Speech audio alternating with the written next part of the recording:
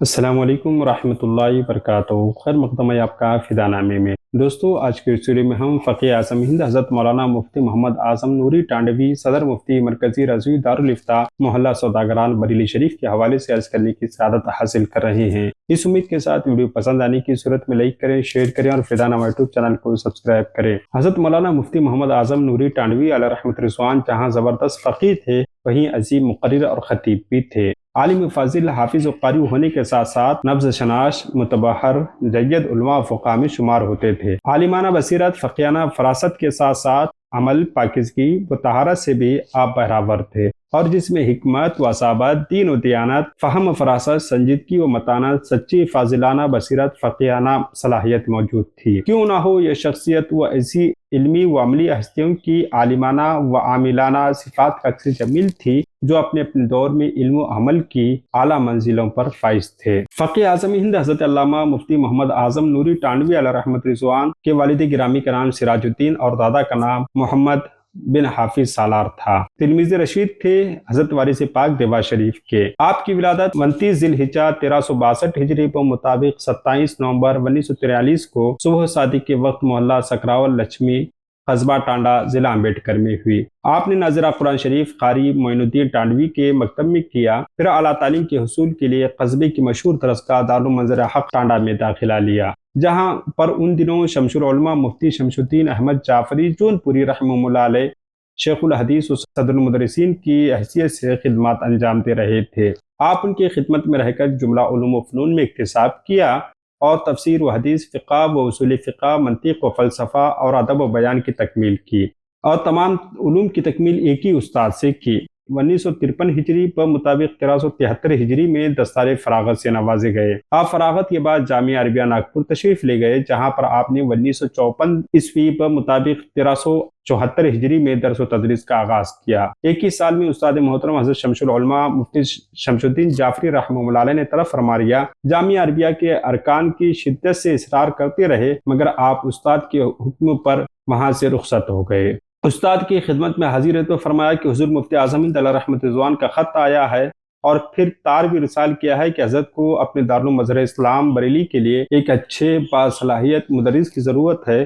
مجھے حکم دیا ہے کہ تم مدرس بھیج دو، تو مجھے تم سے زیادہ موزوں و باصلاحیت کوئی استاد نظر نہیں آیا، اس لیے میں نے ناگپور سے بلا لیا۔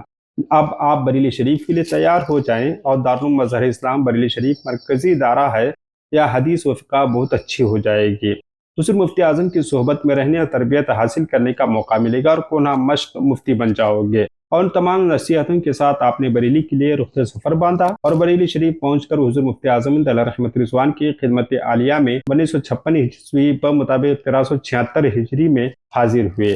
آپ کو اولاً مدرس مقرر کے 70 روپے ماہانہ تنخواہ متعین کیا گیا۔ آپ کے قیام کے لیے کوئی جگہ مقرر نہیں تھی، اس لیے حضور مفتی اعظم علیہ رحمۃ رضوان نے اپنے ہی دولت کدے پر رہنے کا حکم دیا۔ کئی ماہ آپ کے دولت کدے پر رہتے، پھر جنکشن پر نوری جامعہ مسجد میں ایک امام کی ضرورت درپیش ہوئی تو حضرت نے 1957 میں نوری مسجد کے امام کی حیثیت سے آپ کو جنکشن بھیج دیا۔ اس زمانے میں وہاں پر صدر مدرس کی حیثیت سے مولانا ثناء اللہ اعظمی رحمہ اللہ علیہ خدمت انجام دے رہے تھے۔ جب آپ نے استعفیٰ دے دیا تو حضور مفتی اعظم علیہ رحمۃ رضوان نے مفتی محمد اعظم ٹانڈوی رحمہ اللہ علیہ کو صدر مدرس اور شیخ الحدیث کے عہدے پر فائز کیا۔ اتنی جلدی عہدے عالیہ پر تقرری کوئی معمولی بات نہ تھی، مگر مفتی اعظم کی نظر کیمیا اثر تھی، اور آپ کی قابلیت و صلاحیت اور فقہ و افتاء میں مہارت، حدیث، متن حدیث و رجال حدیث پر گہری گرفت نے آپ کو اعلیٰ عہدے پر متمکن ہونے کی راہ نکالی۔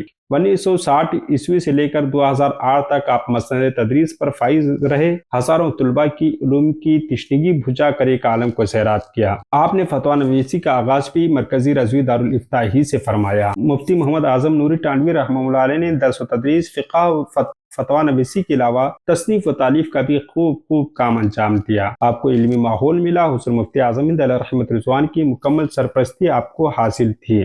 اس لیے تحریری خدمات بھی آپ نے خوب کی۔ آپ کے فتاوا وامن مصطفیٰ 2 جلدوں میں ماہنامہ دامن مصطفیٰ بریلی میں طبع شدہ 2 سال کے فتاووں کا مجموعہ تھا۔ فتاوا دامن مصطفیٰ 2 جلدیں، ماہنامہ دامن مصطفیٰ بریلی شریف میں آپ کے شائع ہونے والے فتووں 2 سال تک شائع ہونے والے فتووں کا مجموعہ تھا۔ حج کا آسان طریقہ، حج کی مشکل آسان، محدثین سیاستہ اور چند مصطلحات حدیث، سوئے حرم، اعلیٰ حضرت علیہ رحمت رضوان کا دوسرا سفر حج، عبادت و استعانت، نکاح اور 3 طلاق، نماز، جواب نوری، برسوال کانپوری، فتاوا مدینہ، فتاوا امریکہ، علم غیب مصطفیٰ، یہ آپ کی کچھ کتابوں کے نام ہیں۔ آپ کے ذریعے ارادت اور حسب حکم حضور مفتی اعظم ہند علیہ رحمت رضوان آپ نے بریلی شریف سے ایک ماہنامہ دامن مصطفیٰ کے نام سے شائع کیا، اور یہ دامن مصطفیٰ اردو اور ہندی دونوں زبانوں میں شائع ہوا کرتا تھا۔ اپنے وقت کا شاندار اور جاندار رسالہ تھا، یہ مختصر سی مدت کے بعد پھر بند ہو گیا۔ حضرت مفتی محمد اعظم نوری رحمہ اللہ علیہ کو شعر و شاعری سے بھی گہرا تعلق تھا۔ اعظم تخلص رکھا کرتے تھے،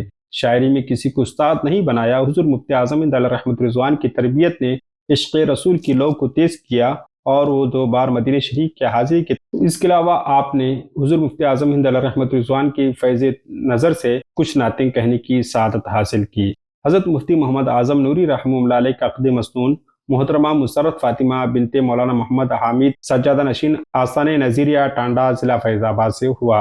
رضوی دارالافتاء کے مفتی مولانا مجیب الاسلام نظیم اعظمی نے صحرا لکھا، جس کو حضور مفتی اعظم ہند علیہ رحمت رضوان نے سماعت فرما کر خوشی کا اظہار کیا۔ آپ کی کل 7 اولادیں ہوئیں، جن کے نام کچھ یوں ہیں: حافظ محمد اکرم رضوی نائب امام نوری مسجد، حافظ محمد عالم رضوی، حافظ محمد اسلم رضوی، حافظہ طلعت فاطمہ، عشرت فاطمہ، سیرت فاطمہ، زوجہ مفتی مشرف حسین بدایونی، حافظہ برکت فاطمہ۔ حضرت مفتی محمد اعظم نوری رحمہ اللہ علیہ نے اپنے بچے اور بچیوں کو اچھی تربیت تھی۔ جیسا کہ آپ نے اپنی دینی اور اپنی تدریسی خدمات دارالمظہر اسلام بریلی شریف میں دی، تو ظاہر سی بات ہے کہ بے شمار طلباء اور بے شمار آپ کے تلامذہ پائے جاتے ہیں۔